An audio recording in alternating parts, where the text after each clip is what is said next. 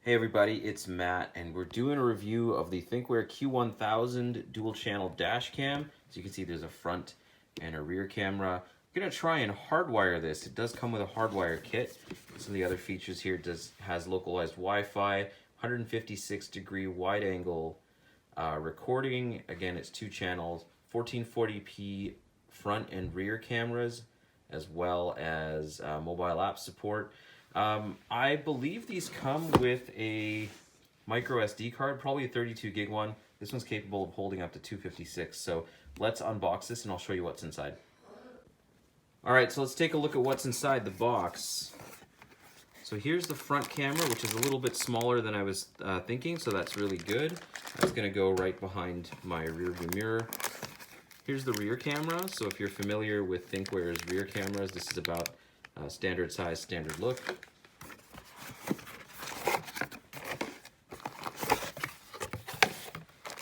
This is the mount for the front camera. Here's the hardwiring kit. So this is going to be our challenge right after this.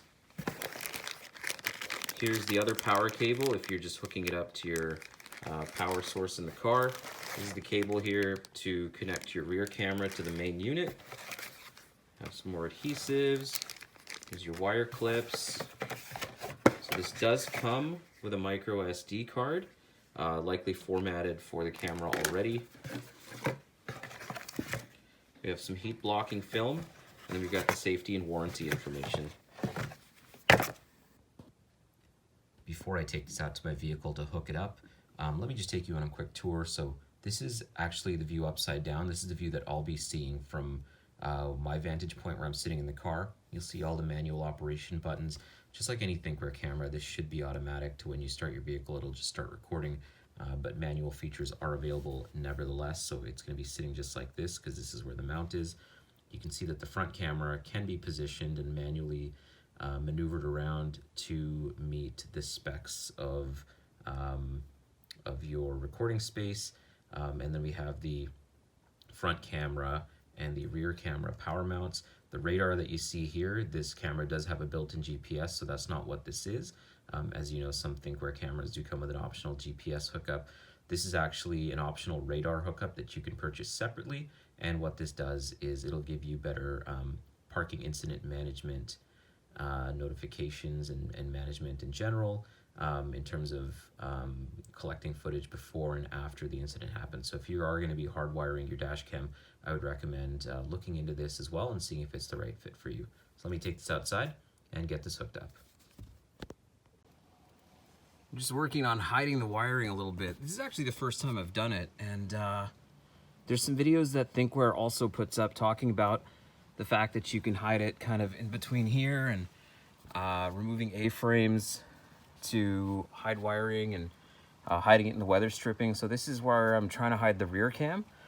So far so good, but this is definitely a brand new experience for me.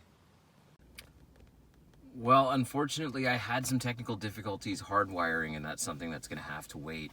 But as you can see, the dash cam is now hooked up. Very small footprint on my windshield. In fact, it's actually hidden completely behind my my rear view when I'm driving. It immediately kicks into effect once you start your car and immediately starts recording. So got my winter tires on, got the dash cam going, let's go for a drive. Well, hardwire mishap aside, spoiler alert, I really like this camera. Let's talk about hooking this up to your phone.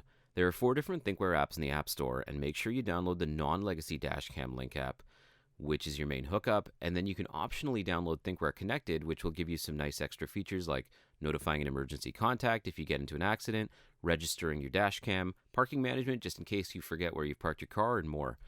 So take about 5 to 10 minutes to make sure that all of your settings are right, and be sure to initialize the advanced driver assistance system and familiarize yourself with the different beeping notifications it provides. Since this camera doesn't have an LCD screen, it makes different noises for collision style notifications and different ones for lane departure ones. It's a double beep when it senses trouble, and a noise very similar to an airplane fasten your seatbelt sound for lane departure style notifications. In addition, as with most Thinkware cameras with GPS, the front camera provides verbal speed camera and red light camera notifications too, and if available, will also advise you of the speed limit in your area. If you soft install through your 12-volt adapter, the dashcam powers on a couple seconds after you start the vehicle and off you go. The camera automatically records for you, so it's all hands-free.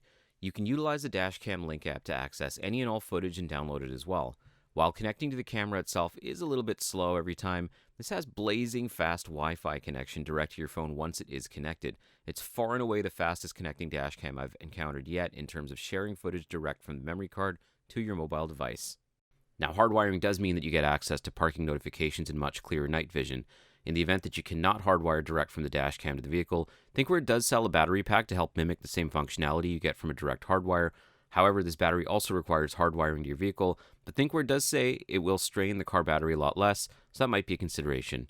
Thinkware also offers color polarizing filters for your cameras to help with brightness on the road, and there's also an optional radar module to help with collision management capture. As you can see, footage displayed is really crisp, and this is all at 30 frames a second. You can watch footage back directly from your camera, from raw videos plugged into your PC, or you can use the Thinkware PC viewer for both front and back footage simultaneously. It's nice and clear throughout all times of day. My vehicle just needs a wash. So keep in mind that both cameras must be mounted inside your vehicle, as they are not weather resistant. Just as well, because the day that I installed the camera, it was snowing outside within an hour, as you'll see here by my neighbor's car in the background. Since then, it's been around 10 degrees a day. It's Vancouver weather for you, I suppose. You might want to invest in a bigger memory card. I've had this dashcam hooked up for about 2 weeks now, and the default card saves all of your incident notifications permanently, but 32 gigs means that you'll only save about 45 minutes of your drive. It's about 165 megs a minute. Just remember that you'll likely have to FAT32 partition any larger card before you stick it in here, since most dashcams have trouble recognizing larger cards that aren't partitioned that way, and you'll probably have to reformat it again once you put it inside your dashcam itself. Now, I've been talking over this entire video so far. I listened to a lot of music in the car nonstop, so I didn't want to get this footage out there raw and have the video taken down for copyrights, but here's a bit of footage where I'm just driving to close out the video.